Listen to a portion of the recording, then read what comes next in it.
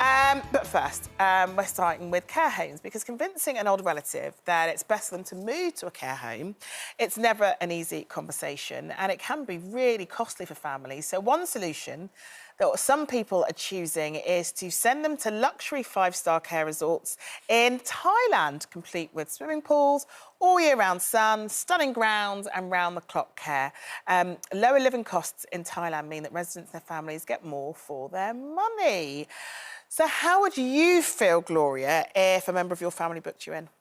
Well, I'm totally against this, and probably from a selfish point of view, I admit that up front. I know Frankie would like to go to Thailand a minute for a holiday, but I can't imagine being sent or sending, if my mum was still alive or my dad, sending somebody 7,000 miles away to a place that maybe they'd never been to before. Yes, I can see that all the luxury is there, all the help is there, and I do understand how expensive care homes are in this country.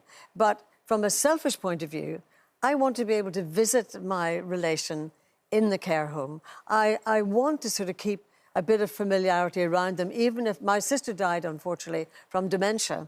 But I used to really enjoy going to see her. And at times, although she didn't always recognise me, but she would sometimes talk about our upbringing and the fact that we had bicycles, you know, at Mum and Dad's house and things, which were really important to us. Yeah. And so there were flashes of, you know, that recognisability thing. And so from my point of view, I think it's a horrible thing for the people at home. It's like just saying, get rid, you know, just send them over there, 7,000 miles away. And I think it's also bad, in my view, for the family. Because I want to see my relations, no matter what state they're in. But I think sometimes because obviously my parents are immigrants here, and my grandfather, when he was in his latter years, he moved back to Jamaica, having been here for decades. He moved back to Jamaica. And when it was time for him to move into a care home because he was having memory problems, and they'd find him in the middle of the town near to where he lives in Brownstown and St Anne's with his passport and a suitcase saying he was wanting to go home, back to here. And once he reached that point, we realised that despite having like a housekeeper at the house, he needed to move into a care home. Bring him back here, well, the cold would have killed him. You know, he'd been living in the Caribbean for like 15 years by that point, and bringing him back here to a place that he knew and loved, but we just thought weather-wise it's just the worst decision that we could possibly make. I presume you had family there, though. Well, all his sons and daughters, all my aunts and uncles are here. They're not in Jamaica. So who did he have then? Well, he'd have like a succession of housekeepers that would help him, because that's quite a normal thing to have in the Caribbean. But what's not normal, and why there are more British people opening up care homes there, is because we're now some families here, some families there. Yeah. So he couldn't live with a family member when he was there. So he ended up going into a care home. And he was treated so well, and it was so beautiful. And we would go over once a year, all of us, and we celebrated his 90th. All of us flew over for his 90th and were with him. And he didn't remember all of us, unfortunately. But it was better for him to stay there rather than bring him back here. And it comes with a layer of worry, but you know, we knew he was likely to last longer being in the Caribbean than he was being here. And also you had the money that you could actually visit It was cheaper, yeah, but even with all the costs involved, it was still cheaper for him to be in a care home in Jamaica, even with flights and stuff. Can I just make the point, actually, that in this country we do have some fabulous care homes. We have some bad ones, of course, that we hear about on the news, but there are some beautiful homes.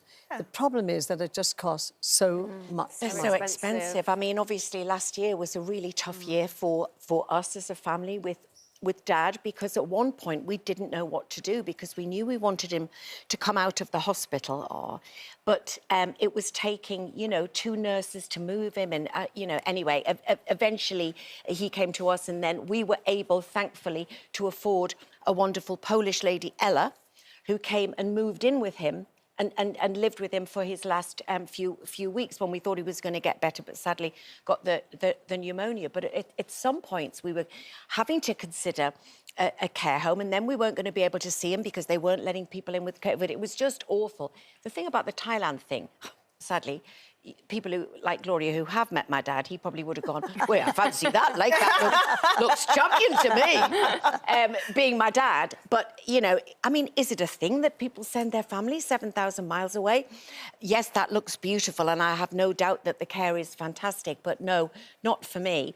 Then we're talking as well about, do you think that your children are responsible for you? And I always remember my mum saying, oh, you know, don't let my old age ruin your life. But it's difficult. I mean, obviously, Lincoln's 15 years younger than me, so I consider that I married my carer, hopefully, if nature takes its normal But it doesn't course. always work out. Always Do you think that's why Wayne married me then? Yeah, I'm gonna be probably. But listen, I wouldn't want my old age. I hope I'm going to be like Joan Collins and still, you know, going off and doing all wonderful things. And well, like you, Gloria, as well. You know, you have such an amazing. But what we've done, sorry, Frank, I know that you've got a big view, but just on that point, what we've done is to, in a lucky position, to ring fence a bit of money that is purely for care in the home. Because I don't know, my mother must have taken me to a terrible care home when I was a child, but I've grown up saying I never want to be in a care home, even though I know there are lots of very good ones. I would rather be in my own home. I think it's great what you did by getting a lady in, and that's what I'd like to do. And we've ring-fenced money, whether it's for Stephen or me or both of us. Have you guys prepared for it, Frankie? No, I've not thought that far ahead. I like to not think about those things. I don't know. I think, obviously, for most people, the ideal situation would be able to have care at home. I do think... And also, with the prices of care homes being so expensive, sometimes I think I've heard people say that it almost worked out cheaper to have someone come in. But also, that's not always... you know, an option if they're wandering out late at night or, you know, anything can happen. And my mum had that with my granddad in that she was the only one here that was able to look after him, and she has a job and us and whatever. And then, you know, he wasn't unwell enough to really be in the home, but then also not well enough to completely be on his own. So he kind of had that assisted living. But, you know, my mum was having to do things to my granddad that no child really wants to do to their and the average cost for being in a care home is £700 a month, which for some families just isn't... It's not... It's a lot more than that in some. It's a lot more than that a week. I think if you want to £700 a week, fine, easy in some. I like the idea of the woman who her only alternative was to be looked after a little bit shortly in a care home, and she worked out that going on a world cruise for the rest of her life was cheaper than going in a home. She took herself off. She's on a world cruise, just all going around the world. And let the ship it's the same per week as being in a care home. Seriously? Yep. I always say to my mum and dad and Wayne's mum and dad that we're just gonna put them in a house together, and then they can all just look after it. Yeah, well, just build a little commune next to your house. My friends and I are all saving for our Shady Pines home in Beverly Hills that we can all just go to.